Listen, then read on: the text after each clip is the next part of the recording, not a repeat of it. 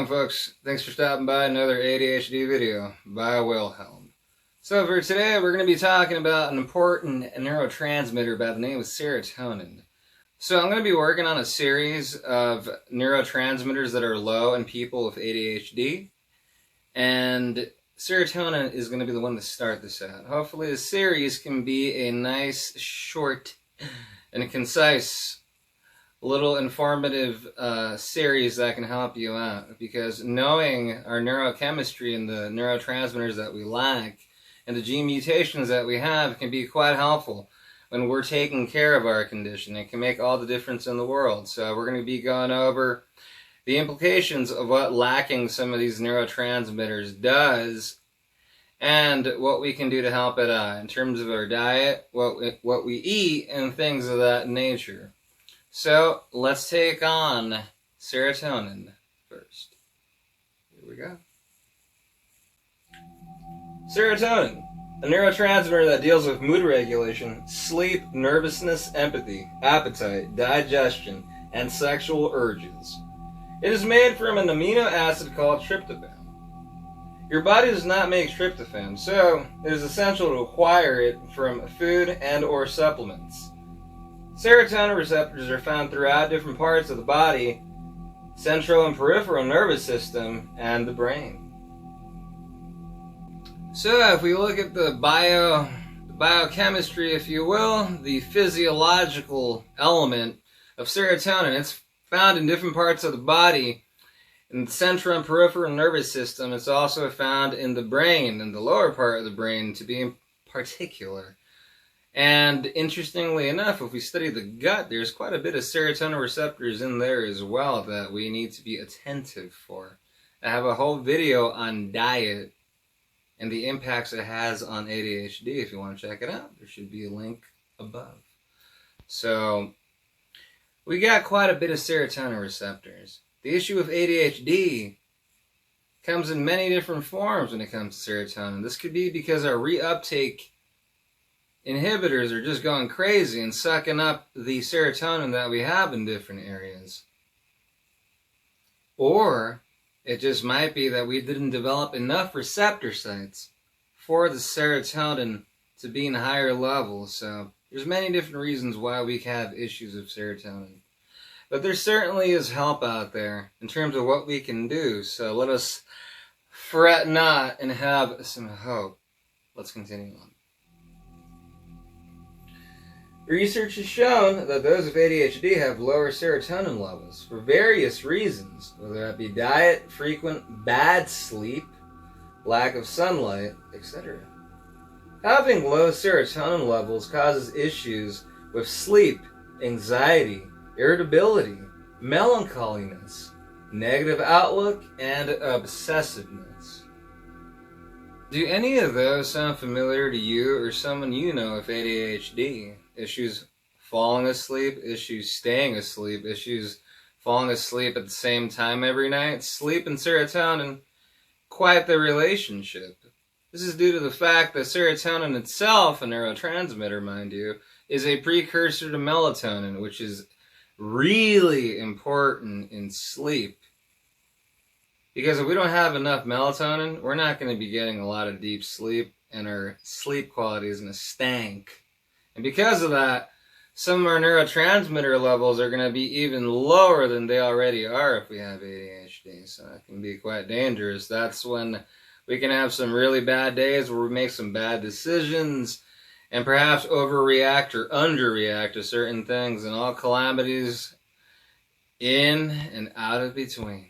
So, you know the drill. So, we got to take care of this. So the anxiety too, really common with ADHD. Irritability, obsessiveness, negative outlook. Reflect for a sec. Are these issues that perhaps you know you have as someone with ADHD? Or perhaps a family member, friend, or colleague? Lacking a reward system, having low levels of dopamine or serotonin is quite difficult. It can make life rather bleak sometimes, melancholy and dull. And perhaps even really scary for some people and anxious. So it's important to be attentive to serotonin. Let's continue now. Positive regard. What can we do diet-wise to improve our serotonin levels? Let's take a look. Foods containing high serotonin. We have salmon is a rich source of tryptophan, precursor to serotonin, which is important for producing serotonin. Then we have nuts and seeds. Then we have turkey and poultry, eggs, milk and cheese, pineapple, meat, rich source of tryptophan. And I've even read that bananas are quite high in serotonin as well. So might want to add that to your diet, make it work for you, and increase the serotonin levels naturally. Or what we can do is we can also make a nootropic stack, a group of supplements to help us out. Now, having ADHD implies difficulty with multiple neurotransmitters, so what I do in my strategy is I take medication for my inattentive ADHD, and I also take supplements to help out the multiple neurotransmitters we have difficulty with. So, for serotonin, this is what I take, and this is what's helped me out in terms of the research that I've done. This has been the most helpful. I remember researching over the years supplements, trying to refine how I have my supplement regimen, and learned, and I'm going to give the advice now to those of you listening who want to try supplements, that it is a big trial and error procedure you're going to have to do. Really big trial and error, because not all supplements are going to work for you. We're all unique and extremely different physiologically, and we all have different things and different things happening with our neurochemistry due to the unique nature of our biology. So sometimes a dosage might be too much for some or too little for others, or sometimes certain supplements are going to go good for some people and not for others, just the way life works. So a lot of trial and error, but I do believe it is worth the effort. So after speaking to your healthcare professional, of course, and hopefully they know what the hell these things are, because a lot of people tell me that their doc or psychiatrist or whatever doesn't know what some of these are, and that's due to the fact that supplements are still being researched, and it takes years and years for supplements to even be recommended for a condition. I'm glad to see that ginkgo biloba, and I forget this other supplement, they were the only two I usually saw in my studies in grad school. But it takes years, folks, and Big Pharma's in no hurry for people to start taking supplements instead of their expensive and sometimes adverse medication, if you will. But to each their own. I take medication for my condition, so there you have it.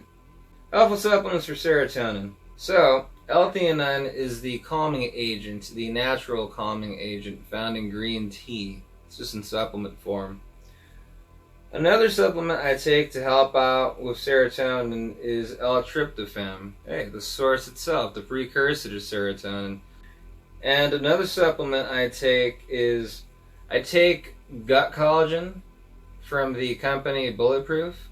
And with this collagen, it's specific in the probiotics it has. It has quite a bit of probiotics that are really good for the gut. People with ADHD, we have a lot of issues in the gut microbiome, and this makes life extremely difficult. The gut has been said in research to be like a second brain. Definitely something to pay attention to if you want to improve your ADHD condition. So in this gut collagen that I take, it includes glycine, which is a very helpful supplement that I started taking recently. I started taking this collagen very recently. I've noticed that my serotonin levels are more consistently high throughout the day, and I don't feel a drop off, and it really has mellowed me out in a really positive way, has increased my mood and a lot of positive stuff. So definitely going to continue taking that. Glycine is also available as a supplement for those who want to try it out, but I really recommend the Bulletproof gut collagen with the probiotics and the glycine in there. You're really knocking out major areas that ADHD negatively impacts, and I think it's quite helpful. Another supplement I started taking about a year ago that I think is really helpful is grapeseed extract. The company Gero Formulas makes one by the name of OPC95. Grapeseed extract is really helpful for multiple neurotransmitters, obviously including serotonin, but also helps with other neurotransmitters that people with ADHD lack, like dopamine, norepinephrine, and adrenaline as well. Grapeseed extract is a supplement that was recommended to me, and I think it's really helpful. There's studies that show that people of all different ages can take it. Obviously, do your research out there if you plan on taking any of these. But grapeseed extract, it's a good supplement to start off with that works with multiple ADHD neurotransmitters of difficulty for anyone looking to start out with a supplement. Grapeseed extract is a really good one because it knocks out multiple things that ADHD really negatively impacts. So those are the facts of serotonin, a little insight. Hopefully can bring some insight and some help to you, perhaps somebody you know, and hopefully you can start helping out your serotonin levels. We can increase the mood, decrease the anxiety, and increase our value of life. Hopefully that was of some help to you. This has been Wilhelm, your ADHD comrade, over and out.